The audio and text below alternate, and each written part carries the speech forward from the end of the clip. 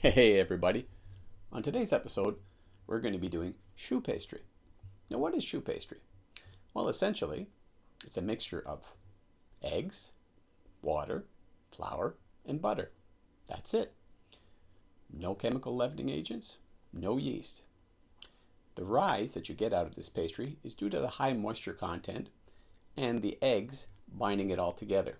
So basically, high heat, it puffs up, and then it crisps up. Historically speaking, it can be attributed to a chef whose name is Pantanelli or Pantarelli, depending on how you look at it. And he was a chef that was associated with Catherine de' Medici when she moved from Italy into France. Now, the applications I'm going to be doing for today's episode are Gouge, which is basically a puffed up version of choux pastry with some cheese added to it. And you can stuff it with a variety of ingredients. You can ham, mushrooms, whatever, but I'm going to be using a local cheese, a little bit of milk and a little bit of cream. Pipe it in there, just like you would a cream puff. And also, I'm going to be doing a poached Parisian style gnocchi. Basically, I had lots of leftover dough and I wanted a snack. Pipe it into the water. But there are hundreds of applications you can use choux pastry. You can deep fry it as you would for a churro. You can bake them, you can boil them. Lots of possibilities. Anyways, let's go explore some. Let's go. And on today's episode, we're going to do some choux pastry. So first thing, we're going to need 236 grams of eggs, 236 grams of water. We're also going to need about 118 grams of butter. And for our final ingredient, 118 grams of flour. And since we're making a Gouge, I'm going to add a cheese. Here, I'm using Mimolette from Normandy. You could also use Reggiano, Comté, Emmental, anything to suit your tastes. Anyhow, I'm grinding up, let's say about 30 grams worth of cheese, but it's entirely up to you. It's to your taste. And here's how we go about it. We add our water to a saucepan. We put it on medium-high heat. And then we're going to add our butter. We melt this down until it gets up to a boil, add a bit of salt, and then we add all our flour in one go.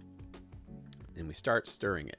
It begins to gelatinize and come together, but you want to cook out that flour a little bit, so leave it on the stove, remove it from the stove, and then you start stirring one egg at a time.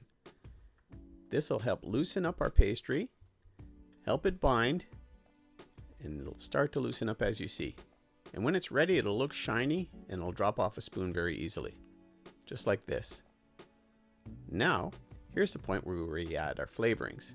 I'm adding the cheese here, but you could also add herbs, whatever you like. Then you just mix the cheese into your batter. Then we're going to place it into a piping bag and we're going to get ready to make our gougère. Now I'm using a silicone mat here, as you see, and you pipe it out into about a golf ball size. If you don't have a silicone mat, parchment paper works just as well. So remember, take your time, you pipe it out until it's about the size of a golf ball, and then you continue until it's all done. Then we wet our fingers and we just tap down any high spots. They might have a tendency to scorch in a hot oven, and you don't want that. Once that's all done, we're ready to put it in the oven. So I wanted to make some gnocchi. So I had some water on the boil, and you can just clip it right in there, or you can pipe it directly, either way. When it floats to the surface, the gnocchi are ready. Now, you can use cream, tomato sauce, basil, anything you like. Great snack. But back to the gougère. We had the oven at 425 for 10 minutes, lowered it to 350 for another 10 to 15, and they'll come out looking like this. We'll cool them off on the rack and make the filling. We have 150 grams of Riopelle cheese, which is like a brie, 100 mils of milk, everyday milk, and we just put it all in a blender, just like this. Pulse it up until it's smooth, and we're going to put this inside of a siphon. You can find this at most coffee shops. So we put all our cheese mixture in with a funnel, and we're going to add 185 mils of cream. And to this, we cap it, and we use 1 capsule of food grade nitrogen, turn our siphon upside down, let the gas go through the entirety of all the ingredients.